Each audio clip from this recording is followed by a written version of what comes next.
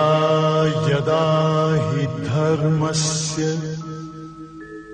ग्लानिर्भवति भारत अभ्युत्थानम् अधर्मस्य तदात्मानं सृजाम्यहम् परित्राणाय साधूनां विनाशाय च दुष्कृताम्। ज्ञान का फल आनंद है इंद्रियों का सिवाय। क्या मतलब हुआ? अति इंद्रिय आनंद। इसके लिए जानना जरूरी है कि पहले इंद्रियां क्या है। तो इंद्रियों से हमें सुख मिलता है, इंद्रियों से हमें आनंद नहीं मिलता, और जो सुख देता है वो दुख भी देता है। तो अब ये देखना है कि इंद्रियां कौन कौन सी हैं। हमारे अंदर में 5 ज्ञानेंद्रियां हैं और 5 कर्मेंद्रियां हैं। ज्ञानेंद्रिय कौन 5 हैं? आँख, नाक, कान, जिह्वा और त्वचा। ये 5 ज्ञान इंद्रियां हैं जिनसे हमें ज्ञान प्राप्त होता है, इसलिए इनको ज्ञानेंद्रिय बोलते हैं। और 5 कर्म इंद्रियां हैं जिनसे मेरे कर्म बनते हैं। कर्म किससे बनते हैं? वो 5 इंद्रियां कौन सी हैं? हाथ, पैर, मुख, मल द्वार और मूत्र द्वार। ये 5 कर्म इंद्रियां हैं जिससे हमारे कर्म बनते हैं। तो इन 10 इंद्रियों के द्वारा हमको सुख मिलता है। इस 10 इंद्रियों के द्वारा हम सुख लेते हैं, आनंद नहीं लेते। आनंद इंद्रियों से परे है। अत इंद्रिय आनंद। अत इंद्रिय आनंद क्या होता है? जो इंद्रियों से परे, वो है अत इंद्रिय। तो यहाँ पर बोला हम इंद्रियों से जो सुख लेते हैं उसे बोलते हैं इंद्रिय सुख। अब 5 जो हमारी ज्ञान इंद्रियां हैं। आँख, आँख से सुख लेते हैं, अपने बच्चों की देखते हैं सुख मिलता है, पोता पोती की देखते हैं सुख मिलता है, अपना प्यारा देखते हैं जिससे मैं प्यार उसको देखते हैं सुख मिलता है इन आँखों से। और इन्हीं आँखों से हम जिससे मेरी लड़ाई झगड़ा है, नफरत है, जिसने मेरी बेइज्जती की है, अपमान किया है, उसको देखते हैं तो मुझे दुख होता है। तो इन आँखों से किसी को देखने पर सुख होता है और किसी को देखने पर हमें दुख होता है। तो इंद्रियों से सुख दुख दोनों प्राप्त होते हैं। जो चीज़ हमको पसंद है अगर वो हमने देखा तो हमें सुख मिला। आप देखो, लड़का विदेश में होता है, बच्चा विदेश में होता है, घर आता है तो कितना हम गले लगाते हैं, बड़ा सुख मिलता है। और वही बेटे की डेड बॉडी आ जाए तो इन आँखों देख के बहुत रोते भी हैं तो हमें दुख मिलता है। फिर आँख, नाक। नाक से क्या है? हमारे को जहाँ पर गुलाब की बगिया है, इत्र की दुकान है, तो हम खूब जोर सांस लेते हैं, खूब जोर सांस खींचते हैं कि वो खुशबू अच्छी आ जाए। और वही आप किसी गंदी गली में निकल जाएं जहाँ विष्ठा पड़ी हो, मैल, तो वहाँ पर आप नाक बंद करके निकलते हो। तो हमको गुलाब के बगीचे ने बड़ा सुख दिया, वहाँ खूब जोर सांस ले रहे हैं, गहरी सांस ले रहे हैं। लेकिन जब किसी बदबू वाली गली से निकले, पहले ज़माने में जमादार लोग बिस्टा ढोते थे, टोकरा ले आते थे और मोरी में उसको घोल के बहाते थे। तो जिससे वो बहाते थे उसमें इतनी बदबू आती थी पहले। तो ऐसे में जो नाक से हमको इतर की दुकान पहुंच गए, बड़ी अच्छी सेंट है, और उधर कुछ बैठ जाए, देसी घी में कोई चीज़ बन रही, जलेबी बन रही, थोड़ी सी महक आ रही है, कोई चीज़ हमको अच्छा लग रहा है तो हमें सुख दे रहा है वो, और जहाँ गंध हमें दुख दे रहा है। कान से किसी ने मेरी कोई तारीफ कर रहा है तो सुनने में बड़ा अच्छा लग रहा है, बड़ा सुख मिल रहा है, और वही फटाफट गाली बक रहा है तो कान ही सुन रहे हैं तो हम बड़ा दुखी भी होते हैं, यहाँ तक हम सुसाइड कर लेते हैं, डिप्रेशन में आ जाते हैं कान से। तो बोला आँख, नाक, कान, जिह्वा से आपको मीठी चटनी पसंद है खाने में और आपने धोखे से एक चम्मच खट्टी चटनी खा गए तो कैसा आप उकलाते, आहा। चटनी, वही चटनी किसी को बहुत अच्छी लगती है, आपको खराब लग रही है, तो जो मेरे पसंद की है, हमको चटनी मीठी मिल गई तो हम बड़ा खुश हो गए, खट्टी मिल गई तो हम दुखी हो गए। त्वचा, हाथ, किसी लड़की का बदन छू गया तो बड़ा सुख मिला, और उसी जगह कहीं केवाड़ छू गए तो पूरे बदन में खुजली हो रही है। छुआ तो तुमने उसको भी ना, उसको छुआ नहीं जानबूझ के, धोखे से लग गया।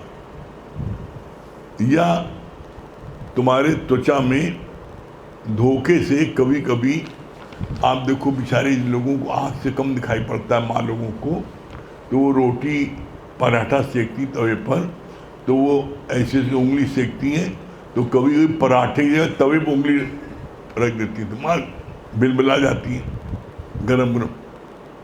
तो ऐसे में जो स्पर्श हमको सुख दे रहा है वही हमको दुख भी दे रहा है।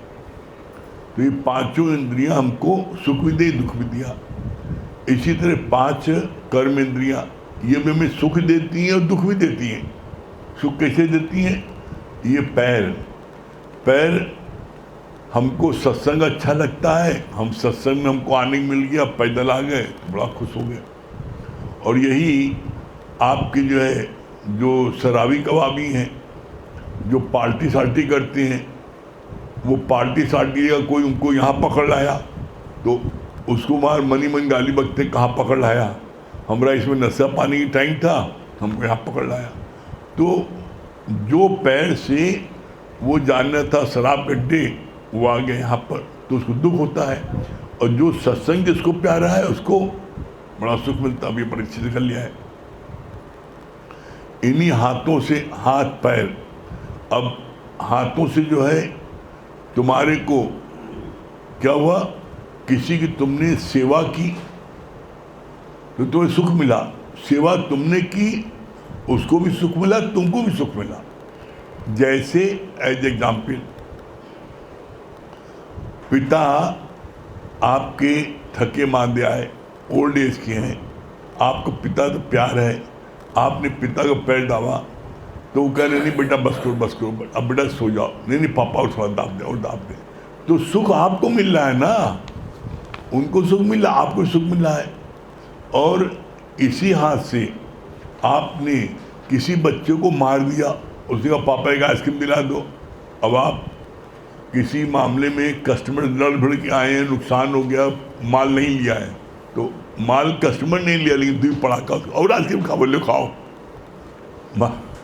आपने मार तो दिया क्रोध में आके, आवेश में आकर, लेकिन आपको अंदर में दुख बहुत होगा। आपको जब आप जहाँ एकांत बैठोगे तो जिस बच्चे से आप इतना प्यार करते हो अपनी जान से ज़्यादा, उसी को आपने मार दिया और रोने लगा, कोई बोला नहीं बेचारा, वो मगर रोने लगा, तो आपको स्वतः दुख होगा। तो जिन हाथों से आप अच्छी चीज़ खा रहे हैं बड़ा सुख मिल रहा है, और इसी हाथों से आपको जो है किसी ने मारपीट की तो आपको दुख मिल रहा है। तो जो हमें सुख देता है वही हमें दुख देता है।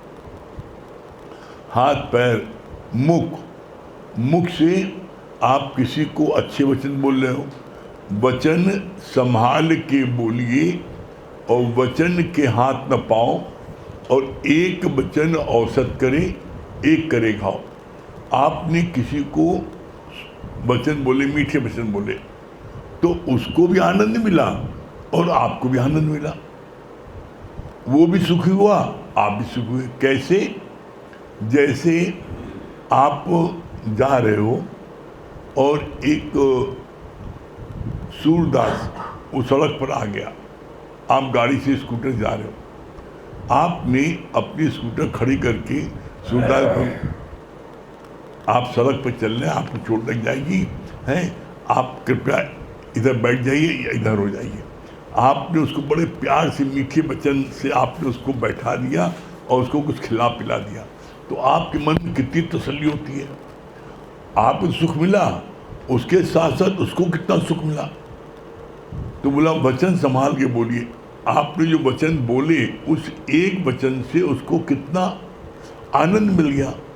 और उसी एक वचन में कोई जो अहंकारी है वो उसको बोलता है, अरे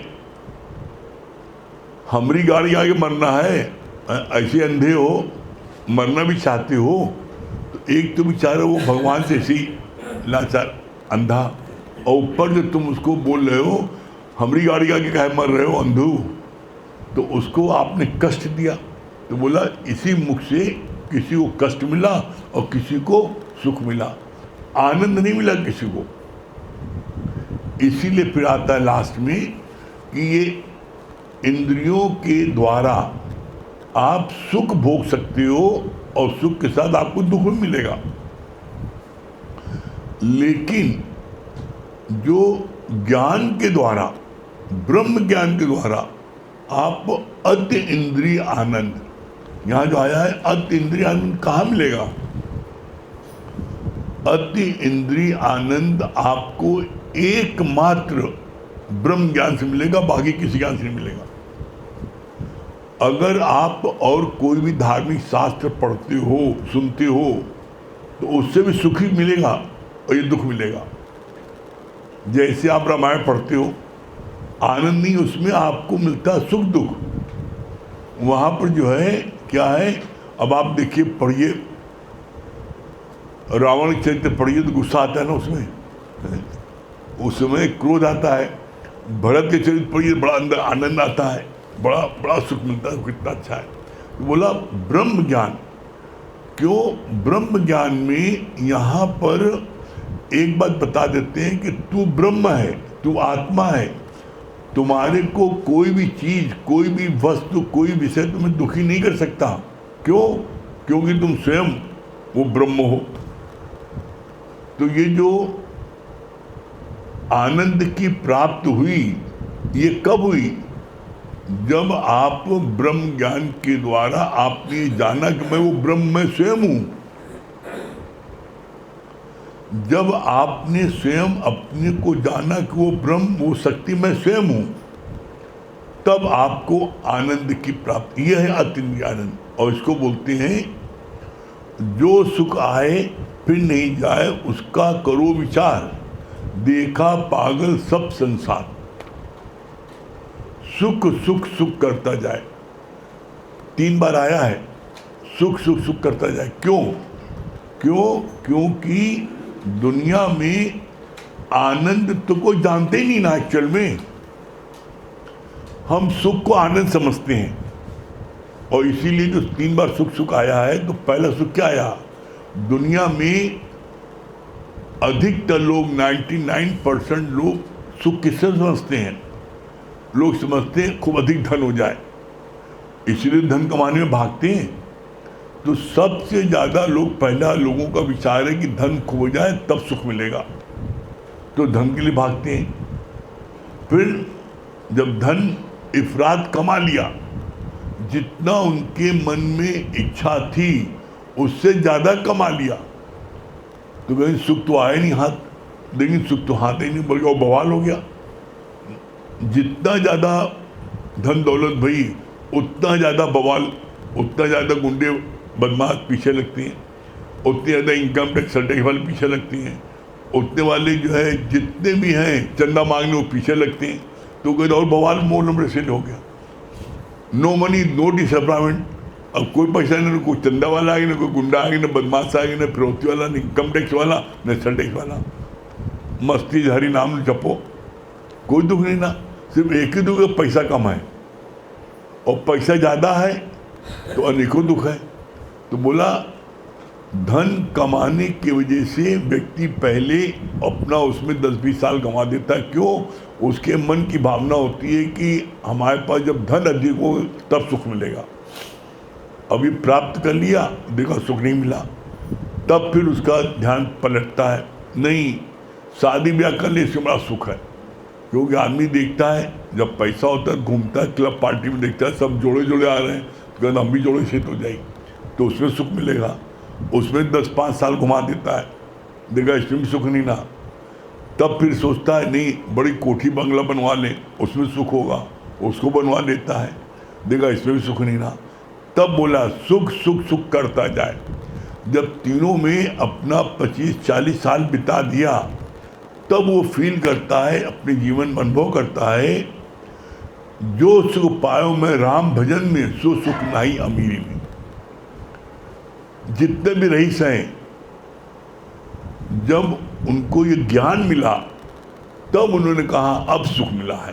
तो वो एक्चुअल में आनंद है। जब हमें ज्ञान के द्वारा जो मेरे मन में प्रफुल्लता आती है, जो मेरे मन में एवरलास्टिंग हैप्पीनेस आती है, वो ज्ञान के द्वारा आती है। बाकी किसी भी पदार्थ, वस्तु, खाने पीने की, देखने की, सुनने की, कोई वस्तु से आपको परमानेंट हैप्पीनेस नहीं आ सकती।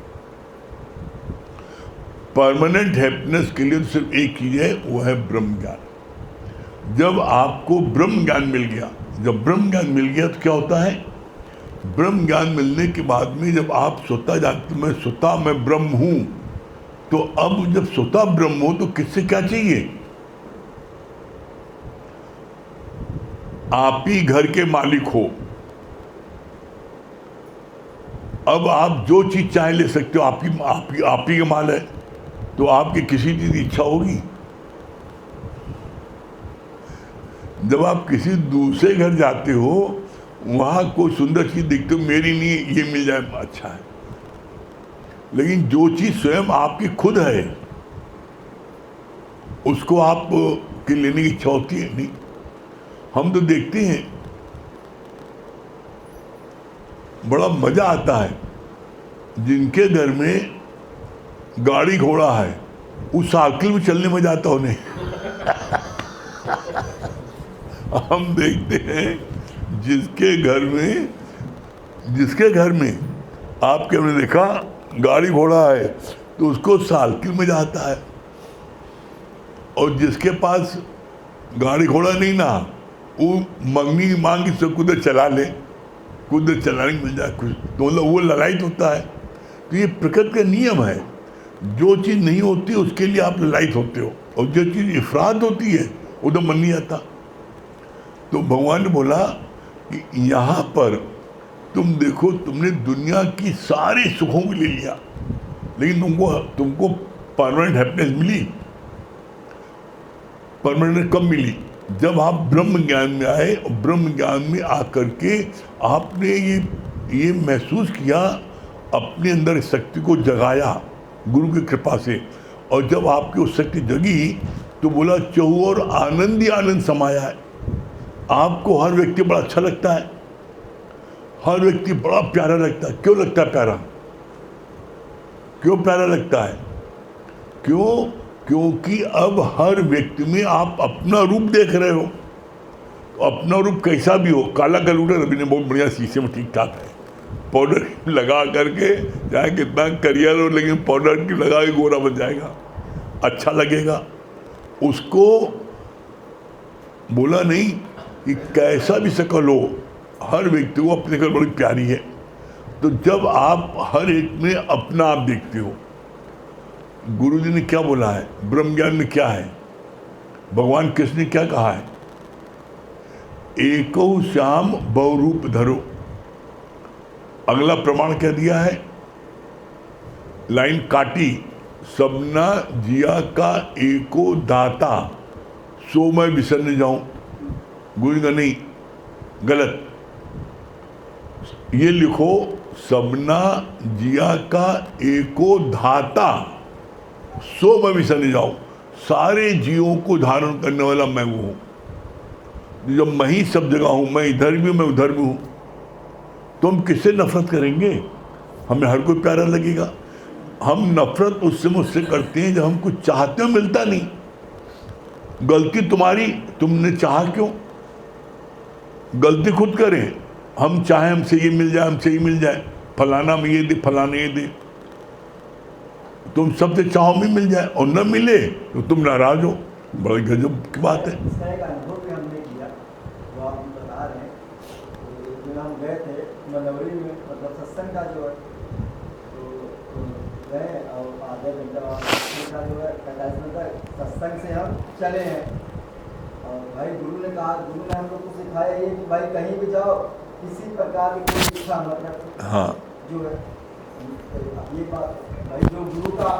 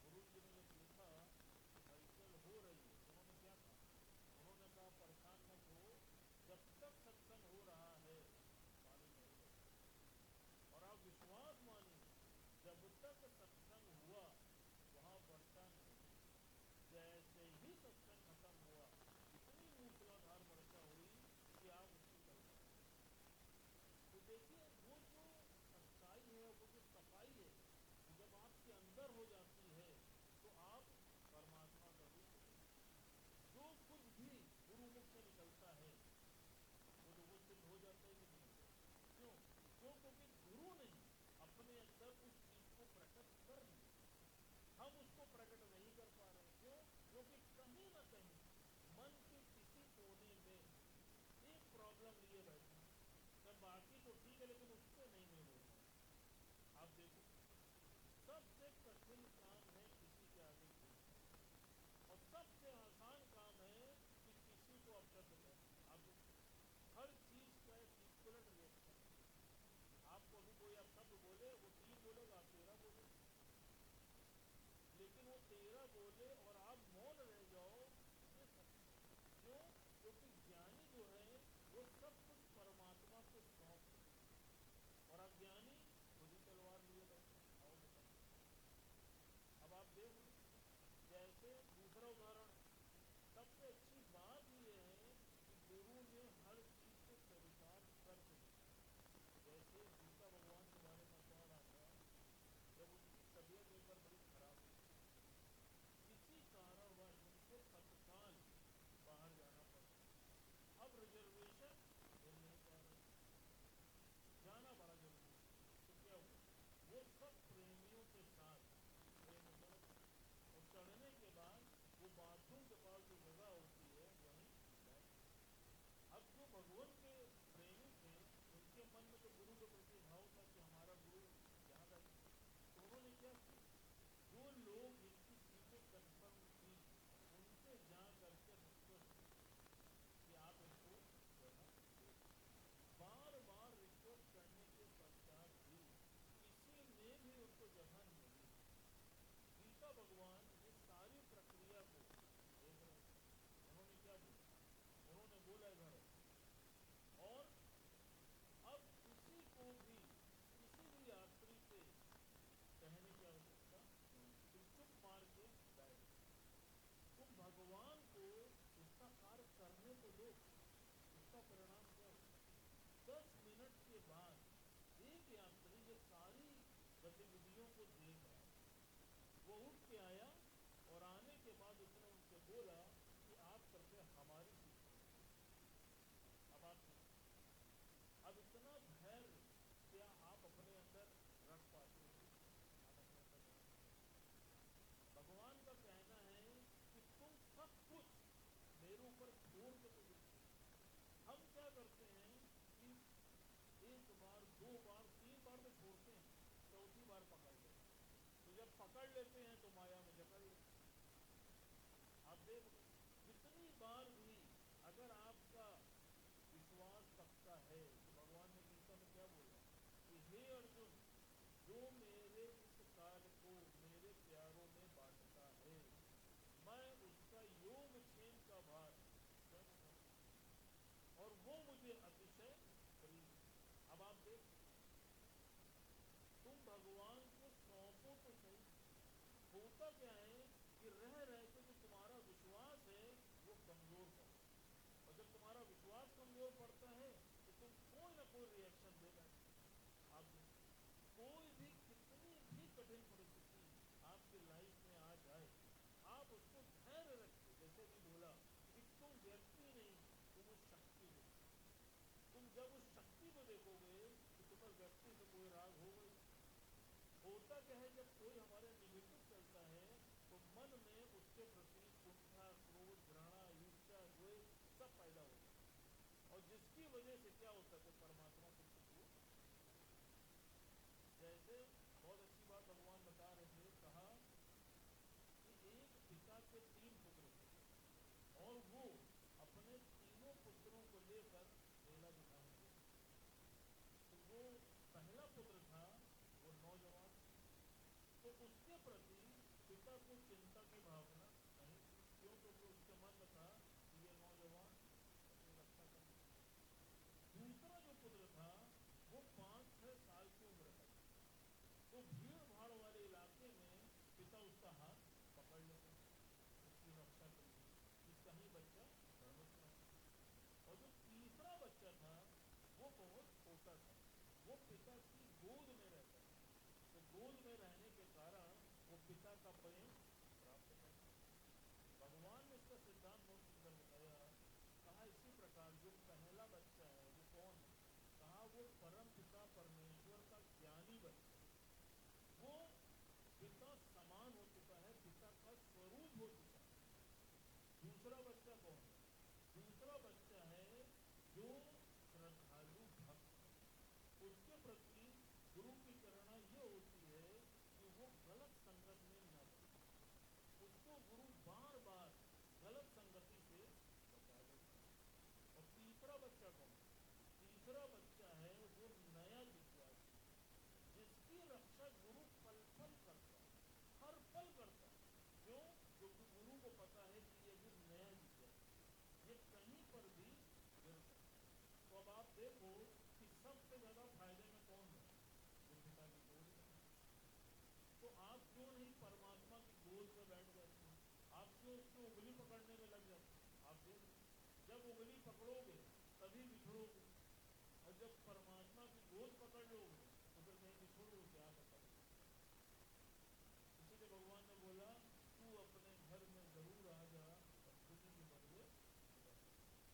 अब निर्णय आपको करना है कि परमात्मा की गोद में रहना है कि उंगली में रहना है, ये इच्छा है।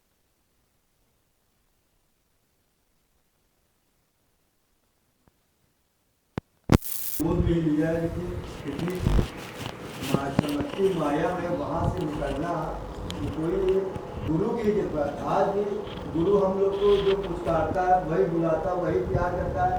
ये तो हम आने हम तो भागने वालों में से आज दिन तक, अगर सच्ची बात है कि आज दिन तक गुरु ही झुक रहा है। इतना महान होके, इतना निराकार होके, सब परमेश्वर खुद है, लेकिन वो कैसे सबके आगे झुकता है, मुड़ता है। तो आज गुरु का प्रेम ये हमको खींचता है कि कोई आने वाला नहीं, सबको अपने घर में आना न जाए। सही बात। आज ये गुरु का प्रेम है, जैसे गुरु खींचता है। और ये इसीलिए एक बार हमने वहाँ पे लखनऊ में गुरु जी से हमने ये बात की, मुन्ना भगवान से ये बात की कि गुरु जी बस हमारे कहते कि अंत तक गुरु से तोड़ नहीं बिछा। सबसे मुख्य बात, सबसे मुख्य बात यही है कि हमारे गुरु से अंतर तोड़ने में उन्होंने इसका उत्तर भी हमें दिया कि जब तक तुम्हारे अंदर संसार आ जाएगा तो तुम गुरु से दूर हो जाओ। अगर तुम्हारे अंदर संसार नहीं आएगा तो गुरु से अंतर तुम्हारी। हाँ, किसको? हाँ, दुर्गेश भैया, दिल्ली।